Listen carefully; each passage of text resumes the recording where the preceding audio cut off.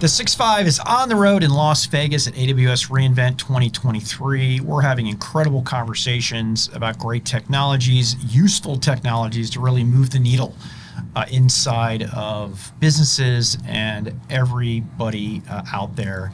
It's great to be here, Dan. Great to see you, my friend. It is good to be here, Pat. This is one of the marquee moments of every year if you're a tech analyst or if you are a user of technology, because AWS has been setting the tone and the pace for the cloud for nearly 2 decades, as you remind me regularly, back when I was still in college and you were... Anyway, so yeah, I mean, look, it's great to be here. These conversations are always a lot of fun, Pat, and I have to say I'm just really excited to kind of see this whole chips to SaaS experience that AWS is building. I mean, gosh, what a massive progression this company has had over the past more than 10 years. Yeah, it's been incredible. And one of the key hallmarks, and interestingly, even goes back to the formation of Amazon.com, which is about simplicity, right? And part of the element of simplicity is sometimes being able to just go into an app store and grab an app and pull it down. And I know, it sounds really easy and trivial because we do it every day on our own personal electronic devices, but a lot of customers out there are able to take advantage of the AWS Marketplace for applications from pretty much all the way from born in the cloud apps to companies that have been around literally for over 50 years and are putting their software on Marketplace. So it's my pleasure to introduce Matt, who runs AWS Marketplace, to the show. Welcome to the 6.5, first time. Thanks for coming on. Thanks for having me. Appreciate it. Yeah, Matt, it's great to be here. Rumor has it you've maybe done a few podcasts in your career. Yeah. I mean, I've been with AWS for 11 years now, and I used to run the This Is My Architecture video series. So yeah, I've done quite a few. What did you say, 600? Something like that? Yeah, we had about 600 episodes. Gosh, Yeah, that's pretty impressive. I love it. Gosh, I hope. Yeah, we need to rise up for this occasion. We have a pro here. Yeah, we've got an absolute pro here, and now you are the general manager of the marketplace and extended into services as well. So let's start there. Let's just get the couple minute background. Talk a little bit about what you're doing here at AWS. Yeah, well, like I said, I've been in AWS for 11 years. I started in the field. I was a solutions architect, working really closely with customers and partners, and then gradually moved into the services organization. And I've run a few different services at AWS with Marketplace specifically and other partner services. It's really all the software, all the SaaS software and other types of software we build to help partners be successful with their customers on AWS. I love it. So you run the business. You've got all encompassing. The buck stops with you at Marketplace. That's right. I love it. Let's dive in here. So, what is it about Marketplace that defines its growth? Like what is happening out there? Is it as simple as hey, it started this year. It took a while to do that, but I'm feeling a hockey stick, right? I meet with your partners who, quite frankly, 5 years ago, if you had asked me, hey, would they be on AWS Marketplace, I would say an enthusiastic no, unless something changed a lot. So something changed here. What's going on there? Well, I mean, Marketplace is almost as old in AWS terms as I am. It's been around for over a decade, and it started around the same time as when I joined AWS. And when it first started, it was really self-service oriented, really what we call infrastructure partners. So I'd say that there were actually a lot of yeses. So maybe partners. The picks and shovels of infrastructure. Yeah, security, data partners, storage, bread and butter of kind of cloud usage, a bit like AWS itself, right, with its services. And I think what you've seen. Certainly, whether it's a hockey stick or just sort of sustained growth, what we've really seen in the last couple of years is a lot of business applications come on board, and a lot of those more sort of enterprise-focused SaaS applications. Just this morning we announced a strategic partnership with Salesforce, and they're going to be selling saw through that. Marketplace. Got pre-briefed on that. Yeah, that is incredible. So for CX and everything they do. Yeah, so that's a shift. We're starting to see really all types of software that customers would use in the cloud, in addition to data and other things like professional services that wasn't a thing to buy through Marketplace a decade ago. So we've seen growth along a few different dimensions over the last few years.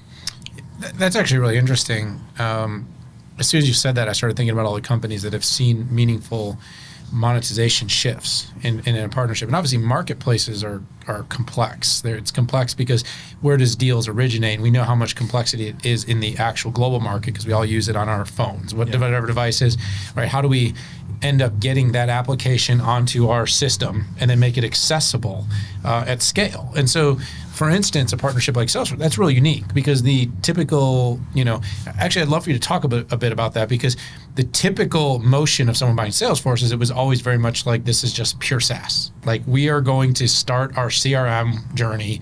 We are going to go to salesforce.com. We are going to register an account. We're going to talk to a salesperson. They're going to stand up 3 seats. Now you're kind of saying, look, the way people are actually engaging with their global architecture, then running an app in Salesforce is starting with AWS, or kind of evolving with AWS. Just talk kind of how that comes to be, because that is a very different motion. Well, I think, we're seeing 2 things. So, you said it yourself at the beginning in the intro. There's the born in the cloud, and then there's, I guess, companies and people who've been around sort of pre-cloud, and you have this whole generation of like buyers, like software buyers, data buyers, et cetera, who grew up in the App Store generation, and they expect kind of immediacy. They expect like procurement now, effectively, and those types of buyers are much more comfortable with the self-service motion, even for massive enterprise applications. And so you are seeing that sort of trend in the market where people want instant access, instant discoverability, instant kind of procurement, even for things that were kind of, you would never think they'd be bought in that way. But a lot of people, when they think marketplace, they immediately think App Store. And I think what people learn later is that one of the core value propositions for marketplace is that even for those, whatever you want to call them, like enterprise or heavier, longer procurement motions, marketplace is also super valuable. And so the traditional procurement teams who I talk to every day also like using it, because it makes, like, they're still buying using private offers, they're still buying using their incumbent reseller partners, and they can still do that through the marketplace and have that count toward their committed spend and all these other sort of enterprise benefits. So you see those 2 motions. Like, it makes traditional enterprise buying faster and easier, but it also caters to this like new generation. Some of whom are now CIOs of people who grew up in that App Store, kind of give it to me now, generation. So it comes down to friction, though. Like, kind of, we talked about this on a few of the shows. Like, AWS is sort of born on the idea of removing friction. It was removing it in the buying, like basically connecting buyers and goods in a marketplace. That's like actually the Amazon core business, right? And now you're kind of doing the same thing with IT and technology, right? You're connecting buyers and you're making, hey, choose. I keep saying choose your own adventure. I don't know what to call it, but like, if this is the way you like to buy it this way. Yeah. If you like to buy it that way, you can buy it that way. But like, we're going to make it easy. We're not going to create extra boundaries.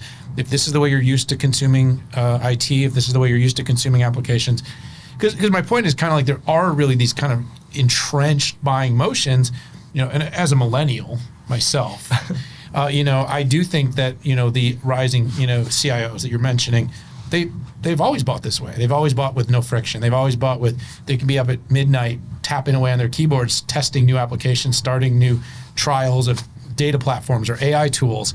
They just want to be able to go into their system, log in, start using it, and then if they want to buy more, they buy more. Is that kind of what you're saying? Is you just want to make that expansive from kind of infrastructure to apps?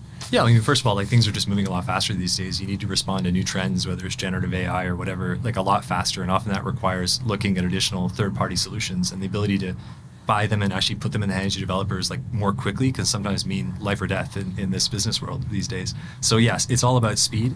But yeah, I think also, even for large and complex applications, like we did some research, for example, like 24% of all customer types across the spectrum would prefer to have a free trial before they committed. And so that's like the meeting of, even for a complex application, you still want to kind of try it before you buy. And so that's the meeting of kind of the old App Store or the new App Store generation, I guess, and the more traditional procurement. And so, Marketplace, you can sign up for free trials, you can request a demo, you can extend a private offer, you can do all this stuff that, again, meets the customer, sort of what you were saying, where they are. But I think most customers want some of the things that the App Store provides, like free trials, like instant discoverability, like the ability to evaluate whether the terms and conditions of the legal contract or the compliance frameworks that it supports like meet their needs. And the faster you can get that information, the faster you can buy it and ultimately get it in the hands of developers. So like everyone wins in that situation. So I know it's always hard to pick your favorite child, but I'm going to put you on the spot here. So we talked about early on with Marketplace, it was, my characterization were important picks and shovels. It could be virtualization technologies, security, backup, a lot of the things that AWS did. And we also talked about, congratulations by the way, Salesforce putting some of their core applications on the platform. as well. Can you talk about some of the most maybe unique, compelling ones right now to give the audience a flavor? Maybe you're proud of, you're excited about. Again, you can't say you love all your children for the answer. I do love all my partners, all my children, but whoever I don't say here, I'll get in trouble. But so let me, like you said, let me put it, trying to say, who's really impressed me, who jumps to mind. I mean, there's partners who got in really early and they're reaping the benefits right now, like Trend Micro. Yeah. They're an example of a multinational SaaS-based solution. They made that successful jump to subscription SaaS-based model, and they made that work on AWS. And they're using all that stuff I talked about on Marketplace, like the SaaS free trials. They've really been taking advantage of our features early and often, and so that's a big one. You mentioned Salesforce. I'm proud of that one, but also IBM. IBM's now a big marketplace company. They've been I think they have 19 or more listings on the marketplace now. That's a company a few years ago. Maybe you wouldn't have seen that.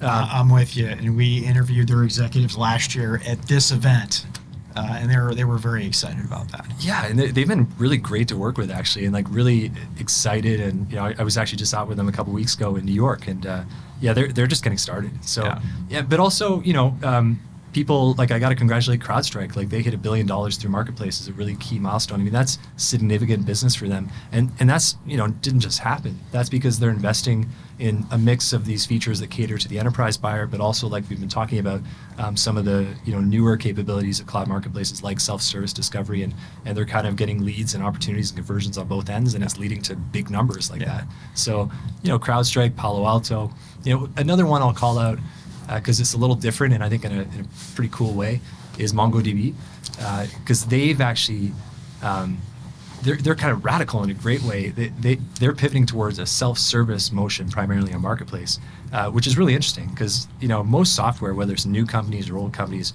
are still selling through a private offer, sort of traditional human negotiation, and they're betting big on how can we attract people and reduce our cost of sales by leveraging self-service through AWS Marketplace, and it's paying off. It's working, and that's I think that is innovative and it's gutsy.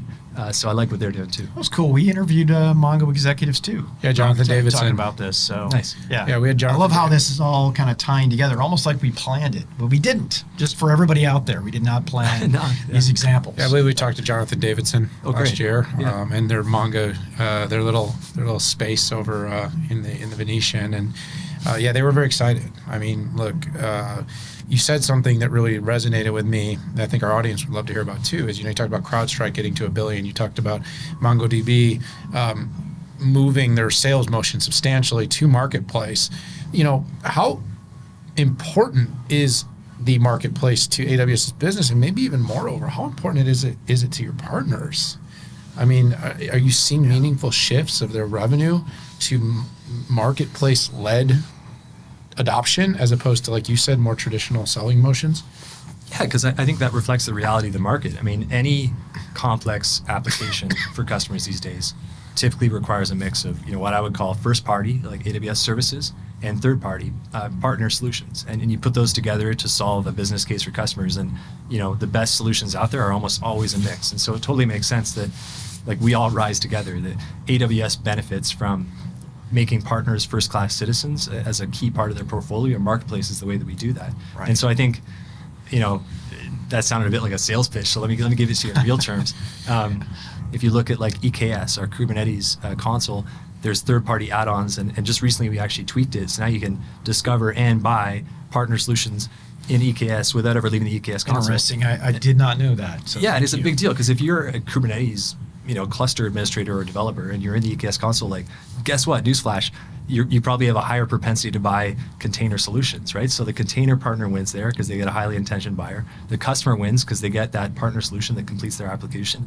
And EKS wins because it makes their offering even. So I think we're realizing this like we all win together kind of strategy, and by integrating partners into the AWS experience and meeting customers where they are is really working out. And we're seeing that in the form of higher conversion rates and just, success. So throughout reInvent, I mean, this is all about innovation, and I like to put an exclamation point. It's not about innovating for innovation's sake, right? It's innovation to help your customers, your clients, your partners, and everybody in between here. As we look to the future, what is from an innovation point of view, what's exciting for you in the near future for Marketplace and your customers? Yeah, a big. Well, I'll give you two. Is that okay? Absolutely. We're a flexible show here. All right. I'm not going to, the first is on one. Yeah. Well, the first is what you were saying before. Like, I am pleasantly surprised by the joint success we're seeing with the IBMs and the Salesforces and the Infors and the VMware of the world. And I think I want to continue to be the AWS Marketplace for all partner types and not limited to software. I think we're just getting started with like SIs and professional services. We have a strong data business, obviously machine learning business. And, I don't want to be just the software marketplace. I want it to be the AWS Marketplace for everything customers need to be successful in the cloud. And I think we still have a long runway there. So that's a big part of our future. The other big part of our future, and I sort of alluded to this, is meeting customers where they are more. That's just the beginning. I have something I like to call Marketplace Everywhere. Right. And that's just a way I describe a strategy for, where are customers? Where are the buyers? What's the best place to meet them so they can find what they need and deploy it quickly and easily? And so insofar as we can use our Marketplace APIs and widgets, et cetera, to put Marketplace there, that's where I need to be. And in that area too, we're only just getting started. AWS Marketplace everywhere. How about that? It's broken here on the 6.5, but it's really interesting.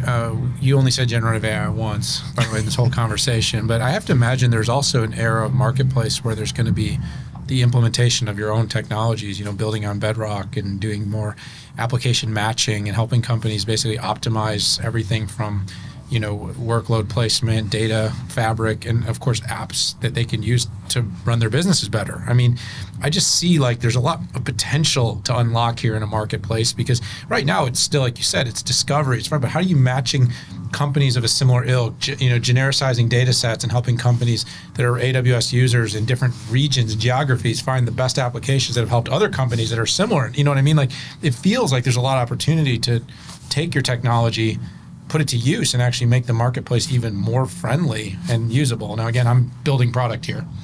It's easy for me to say, but I have to imagine there's a place for that where taking data, use case, customer satisfaction, experiences, and then putting the right apps in front of people. Yeah, I mean, you're right. Generative AI and just machine learning and statistical analysis in general, like making the right recommendations to customers in the right time, is something we've already started to do. Like if you look at search, for example, like in the AWS console, if you start typing with in search, you get a mix of third-party marketplace solutions and AWS solutions. So it's only natural that in the future, we look to a future where we more prescriptively recommend partners in the right context. And that's part of Marketplace Everywhere. It's part of meeting the customer where they are. Hey, what are you trying to do, customer? And how can I help you with a mix of AWS services and partner solutions? And that's certainly the direction we're going. And I'd be remiss not to say this too, but if you look on the marketplace today, we actually have, I think, 89 generative AI listings that are directly tied into SageMaker Jumpstart. So we're also making it easier for customers to find generative AI solutions themselves and then deploy them and launch them right into SageMaker. And that's part of that integration story too. Yeah, it's powerful. So Matt, I am excited to continue to track the progress that you make. As analysts, it's our job to sort of look and put the pieces together and help the market synthesize and understand. But what you're doing is nothing if not compelling. So congratulations on that. Look forward to continuing to watch it evolve. At some point I just want to walk into the console. I just want to tell it like, hey, I just need I need a cloud. I need this app. I need these instances, and just, and I mean, it's a dream, but it's my dream. So Matt, thanks so much for joining us here on the 6.5. Let's have you back again soon. That sounds great. I appreciate having me. Thank you. Thanks. Absolutely. All right, everybody, hit subscribe. Join us for all the 6.5 shows here. We are on the road at AWS reInvent 2023 in Las Vegas. For this show, though, for Patrick Moorhead, for myself, it's time to say goodbye, but we'll see y'all really soon.